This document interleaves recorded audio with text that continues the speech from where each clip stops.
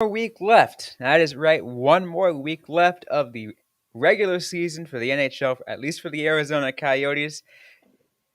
One more week until we can just take a deep breath, take it easy. But first, we got 5 more games left, including a game today.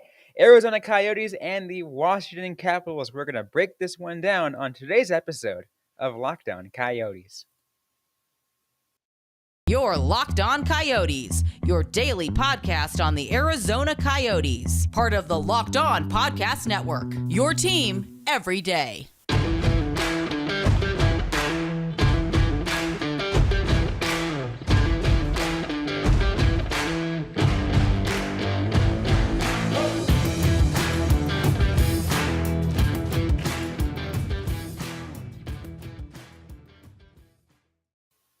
Welcome to the show, everybody. I'm Robyn, Leano. That's called Pavlock right beside me. On today's episode of Lockdown Coyotes, we want to thank everyone for making Lockdown Coyotes your first listen every day. We are free and available on all platforms. It is a game day here in Arizona. The Arizona Coyotes face the Washington Capitals. It is game number 78. I believe so. Game number 78. It is home game number 39, which means after this, 2 more home games left at Gila River Arena. What a time. Oh, absolutely. You're having me do math right away. I do not appreciate this. But the season is rapidly coming to an end. I was looking at, kind of everything in preparing for this game. The last time that the Coyotes played the Washington Capitals was October. So that was like the start of the year. I think it was their 7th game in, and like they've come a long way, but also not, because injuries have put them right back where they started. Yeah, that's an amazing thought to think about. That's the last time they played each other, and that when the Coyotes were on a insane losing streak to start the year, and now they're on an insane losing streak to end the year. It's they the Coyotes have had some good stretches of hockey in between, somewhat, but they are at the same state. Yeah, and it's kind of disheartening. Like, it was disheartening when I found that out. I do kind of wonder about the team, and that kind of mentality, because you lose a game to start the season, you want to come back and be better. You always want to win the next game if you drop a game, especially for a team like the Capitals, where you see them twice a year. You don't want to get swept. You never want to get swept. And for a while, I'm sure some of them players were like, you know what, we are doing good. We're gonna have that game against Washington to finish it out. That'll just be a sign of how far we've come. And then a bunch of injuries happened, and it's just well, that plan is derailed. Yeah, injuries just suck, man. Yeah. When we go to the beginning of the year and we do our, what can constitute a good season or a bad season, whatever. We're always told, obviously, don't stay healthy, because, that's a cop out to say. In the case for the Coyotes, man, let's be real, they have not had it in the last few years. They're a team that's just been battered with injuries way too much, and this year is no exception. I believe, because from the Bally Sports broadcast a couple nights ago, that they actually said that the Coyotes are the team that has missed the most amount of games this year to injury, and I think it was 500 combined games. Were they number 1 or number 2? Because I vaguely remember a graphic. I think they may have been 2. Either way, though, it's just been insane. And it's not just injuries to minor players. I don't want to take anything away from him as a person or as a player, but the team can go down without Anton Roussel or Liam O'Brien for stretches. That's not really gonna have too big of an impact. in the locker room, of course, and they definitely have roles. And again, I don't want to take anything away from them, But when you're but missing Lawson Krause or Clayton Keller yeah, or even or Jacob Jacob Chikrin, Chikrin, like yeah, those are big role players who are gonna make an impact on any given night. yeah, that is 3/4 of the Coyotes' like top 5 penalty killers, power play players, like just 5-on-5. Like that is like a significant piece. And yes, injuries are kind of a cop out. And I'm sure if the team played like a very disciplined system game, they could maybe steal a point. But that's just not been what happens. Like the Coyotes were already a team where they struggle when they give up a goal. Like this has just got to shake any confidence that they have. Although they have started to look much better, so maybe like we are, like they're starting to move beyond that. Yeah, That could definitely happen. yeah. I think the beginning of this month was really bad, right? In terms of that confidence level and trying to battle from injuries. I think we saw that at its worst, the game against the Flames just last weekend. Yeah, And the last two games alone, they've fought back, and that's an improvement. yeah, definitely. And it shows that they are still like engaged. It can be so difficult to just give up on the year. But as we've said from the very beginning, every single player on this team is playing for something, and they're gonna keep playing for that. Especially because like now there's 5 games left. You don't know what your life is going to be after those 5 games for a lot of these guys.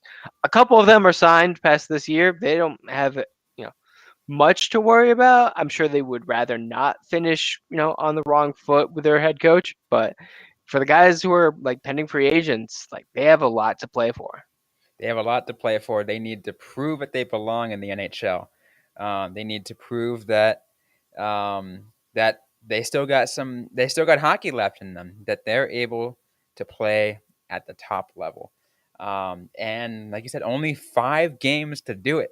Because after this, there's a lot of time off, and a lot of teams are going to decide, is this player worth contract money? Because the salary cap, yeah, it's going up, but only by a million.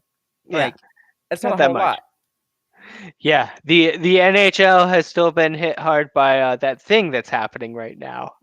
It is impacting gates, which is, as we've all been told, a major part of NHL revenue is ticket gates. But like just in general, like don't expect there to be a lot of money going around for anyone. Like it's not just like that the teams and the sport was hurt. Like all of the owners of the league are millionaires and billionaires because they own other properties, which were also impacted by the pandemic. So yeah, like I think everyone's going to be kind of like tight for the next couple of years, and you really need to show that you are worth the money.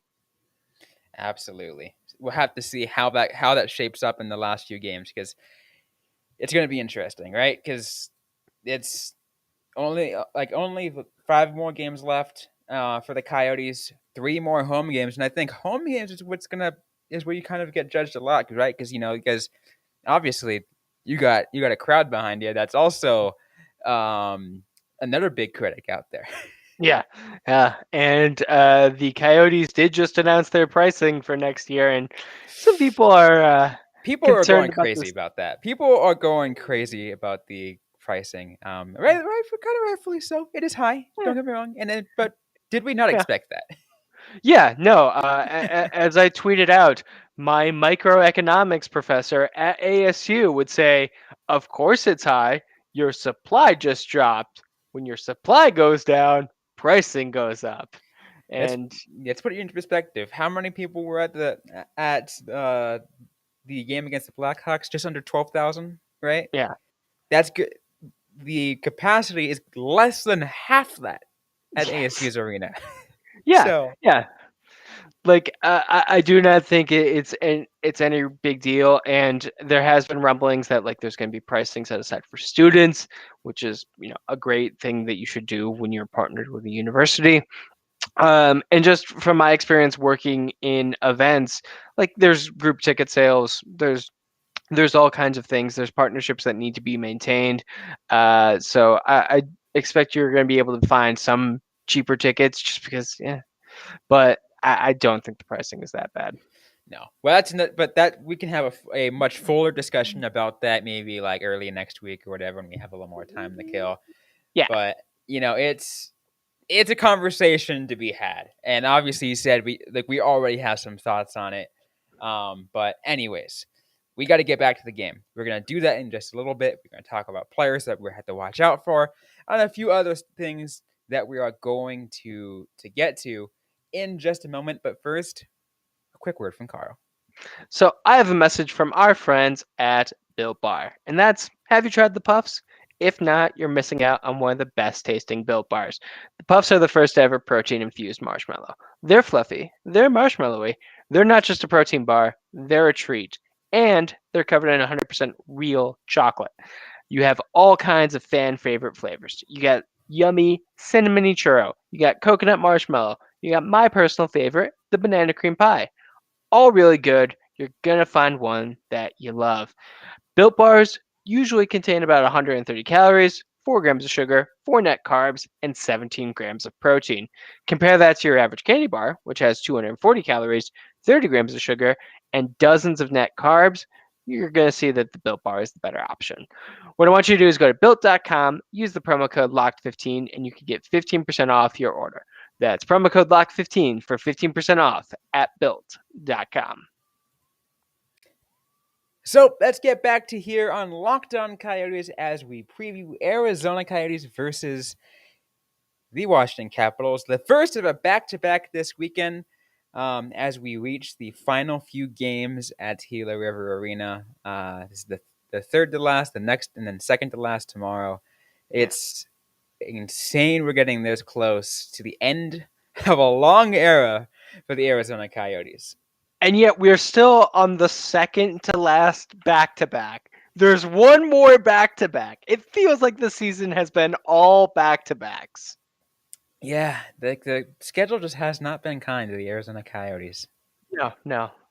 Like, Especially it is. the two teams they have for this one. It's Washington tonight, and then tomorrow night it's St. Louis. At least they don't have to travel. Let's just Exactly. say that. At least it's a home back to back. Home to back to backs are easier. Don't get I mean, it's obvious, right? Because you get to stay at Yeah, your own bed, but still. yeah. Yeah, it's gonna be tough. I am kind of curious to see what they do with goaltending, because I thought Vinelka played extremely well against Chicago. Um, do you put him in for both games? That seems like a bad idea, but Settori has not really inspired a lot of confidence over a full 60 minutes. No, he.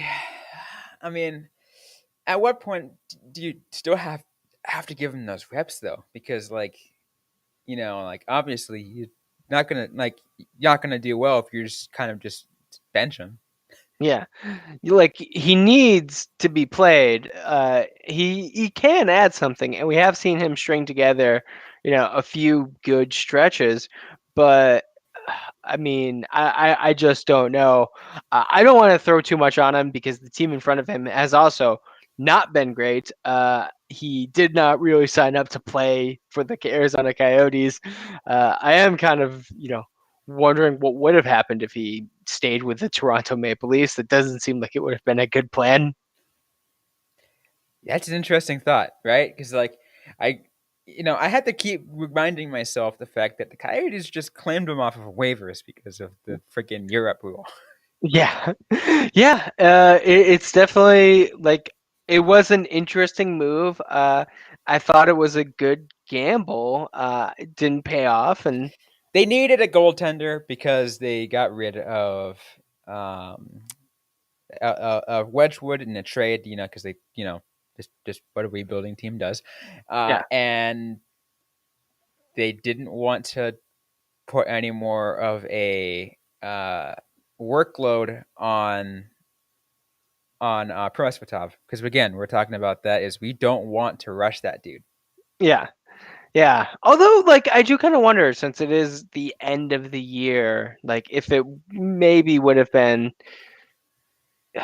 But you're throwing them into the wolves no matter what, because Coyotes have a rough schedule to end the year. I mean, so do the Roadrunners. Yeah. So All right. Who is a Washington player you're excited to see? I just want to keep seeing what what Alex Ovechkin's got under his belt.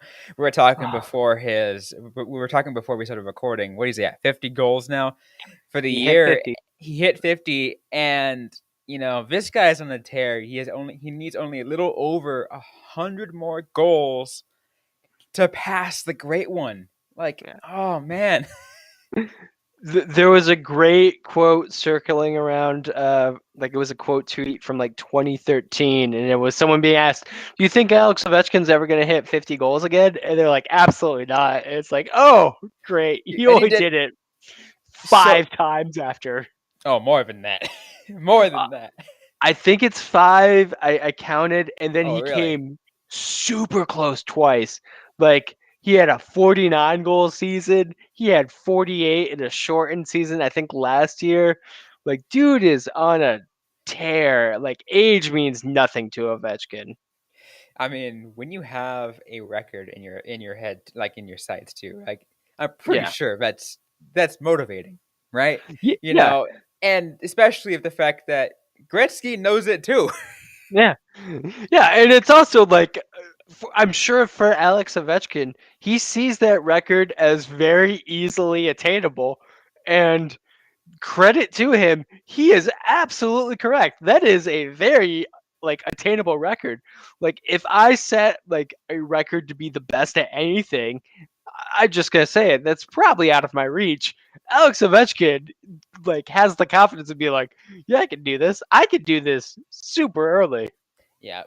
One of the main reasons why I just love to always put that guy's name out as a player to watch, player that excited to see, is again just because of years from now, like no, we're talking like well past when he's retired or whatever. We're gonna talk about the greatest goal scorer in the National Hockey League, and Yeah, that's gonna be him.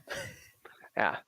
I mean, at this point, yeah. Although I do kind of wonder if he is just the start of another wave of great goaltenders, and we imagine him like the first prestige television show, like the rise of the truly elite goaltending or goal scorers, starting but with Alex Ovechkin, because he seems to have like set a trend for players. Let's see if they can like keep up with him just He long revived term. he revived the surge of snipers entering into the National Hockey League. Yeah, yeah. I mean, who doesn't want an Alex Ovechkin on their team? Let's be real. Everyone wants at least like an Alex Ovechkin, a true goal scorer. Yeah. Yeah. Heck, it's one of the things that the Coyotes have been missing for the entirety of their existence. They like a 50 goal scorer in 2022. Like we were happy with Clayton Keller, uh, getting close to what do you finally finish at? Was it 28? Something like that, yeah. Yeah, like or no? Did you get 30? uh, Either way, like the Coyotes have yet to have like that kind of like offensive powerhouse. He is almost single-handedly like keep propping up the Capitals offense. Like the drop from him to the next players down is 26 goals. Jesus. That's ridiculous. That's a whole other player. Like if you're the Coyotes and you had just a 26 goal scorer, that's insane. Yeah. I mean, let's also be real too though, like every team wants a goal scorer or like a playmaker or someone who gets just like who racks up the points. But if it's just that person, Yeah. you look at Ovechkin. I mean, he's just. I mean, yeah, you got the rest of Washington. They pretty well contributed team. Yeah. I'm talking about Edmonton as an example because you're talking just two players who would make a big impact, and that's it. Sure, and I will say this: it doesn't really matter for this game because they are like far and away the better team compared to the Oh yeah, Coyotes. Like, no, I easily. I don't think that the Capitals are like cup favorites or anything this year. Like, I think they have pretty like suspect goaltending. Let's start there. Their two guys are relatively untested, and yeah, if you can shut down Ovechkin. And probably Wilson. You should probably shut down Tom Wilson too in the playoffs. You know, tell like what he's gonna do. Like that, like seems like a team that can be beaten.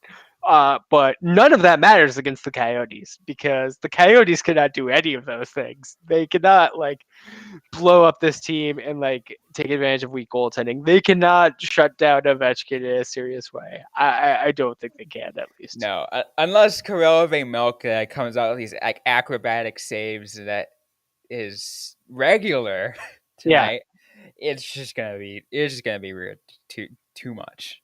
yeah, yeah, definitely. This is just a it's it's not an S tier team, but it's a high up one, and I think they're just going to use the Coyotes as a warm up match. And the It's a higher Coyotes are in a back to back, so they're in a back to back, and I'm pretty sure that they want to at least try to have the closer to the end games more exciting, more you know. Let's try to get happy times. I yeah. don't know as much as I Oh, can. yeah. They need someone. They need a Keith Yandel to tell them that they can't lose on bobblehead night because there is going to be the Jacob Chikrin Thor bobblehead giveaway for tonight's game. If they can get that, if they can get that kind of room guy, that'd be great. I mean, from what I know, and this should help the Coyotes in some ways, is tonight's game and tomorrow's game. These two back to back games are pretty high in ticket sales already. So expect a good crowd. I Yeah, mean, yeah, again, we're talking about the final three games of the Coyotes in Glendale. yeah. People are gonna come out. Might as well give them a good show. Yeah, and especially because it'll be much harder in the next 3 years because less you know less supply, as we talked about earlier. As we talked about, less supply. My microeconomics professor is probably happy that I somewhat paid attention in her class. That's just basic economics, but Yeah, yeah. We can get into why it's microeconomics off mic because we sure. are talking about the levels. But yeah, Well, you know what I mean. You yeah, know what I mean. Anyways, um, we still got more to get to. We are running like we're running out of time pretty quickly.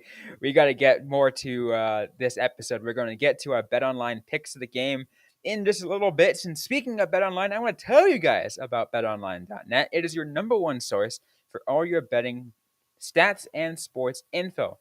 Find all the latest sports developments, league reviews, and news, including this year's basketball playoffs and start the Major League Baseball season. BetOnline is your continued source for all your sports wagering information from live betting and playoffs to esports and more. Head to the website today, use a mobile device to learn more about the trends and action. BetOnline, where the game starts. All right, now let's go to our BetOnline picks of the game because it is time for bets because we love our bets here on Lockdown Coyotes. yeah. We both were far off on the over under on the last game. I mean, we both wait. No, we both were completely wrong because we even said Coyotes would cover. Yeah. Um, We were wrong with the last game on every single count. The game was definitely a lot more like close to what the odds were saying. I don't know why we thought that they were like going to deviate some, but what are the odds for today's? Odds for today: Washington Capitals .5 favorites. Money line set at -367, so pretty heavy favorite. and total points at 6 even. I mean, I can't say I'm shocked at all. Like the conversation we've just had would lead me to suspect a very heavily favored Washington Yeah. Capitals team. Here's an interesting thing that I'm realizing, and not that I'm just realizing it, but I want to, bring this to everybody else's attention. Notice the total points this month. All season long, for most of the season, it was pretty regular. 5.5, 5.5, 5.5. This last month, it's almost as if they could tell that the Coyotes were battered, so they put the total points at 6 to 6.5. Yeah. I mean, let's be fair. The Coyotes have definitely been giving up a lot of goals lately, so Yeah, it's a fair assumption to make. it is a fair Uh, assumption. and I mean, I'm going 4-1 Washington for this one. 4-1 Washington. So you're Yeah. gonna have under and take the points for Washington. I am gonna be with you partially on that, and I'm Okay. saying take the points for Washington, but this one is going over. It's gonna Sure. be 5-2 Washington. Something that I forgot to bring up during the podcast, we do have uh, two somewhat recent examples of what this game could be, because the Capitals last week played two of the worst teams in the NHL. They beat the Philadelphia Flyers 9-2. They beat the Montreal Canadiens 8-4. So like that should say like maybe take the over. I like the play of Vamelka against Chicago. Like I think that Chicago and Washington have somewhat similar kind of offensive threats where you are focusing on one player, Alex Brinkett, Alex Ovechkin, but you got a couple of dangerous weapons as well. So I expect it's going to be a little bit tighter, but Washington is Washington, and they can absolutely destroy a weaker team. Yeah, so let's not be surprised if it goes either way on this one. Yeah, yeah. No, it's but I don't know. Like this Coyotes, like their fight, their willingness to keep going to the end. Like I do not want to discount it, and I do there's a reason we are always talking about like teams playing spoiler or like trap games, like all of this, like hockey like language is designed to warn us against underestimating teams like the Coyotes. Well, yeah, because hockey is that sport. Like, obviously, it's a saying in every sport. It's not over until it's over. It's any man's game at any and on any given day. Any kind of saying like that. It's regular in any sport, but in hockey, it's the most like I feel like I use that more often when I'm talking about a hockey game than any other sport. Yeah. Just Be- because the skill is this because skill level was pretty darn evenly matched. Because guess what? Less salary cap. That's one, yeah. and then Yeah. two, um, that's just I I think it's just the adrenaline from the game. It's just so much to it. There's so freaking fast that you can miss a single damn beat and you're already 15 steps behind. Yeah. And just like in general, like the nature of the game is as such that like, we saw it against the Chicago Blackhawks. A puck goes off of Nick Schmaltz's skate and into the back of the net.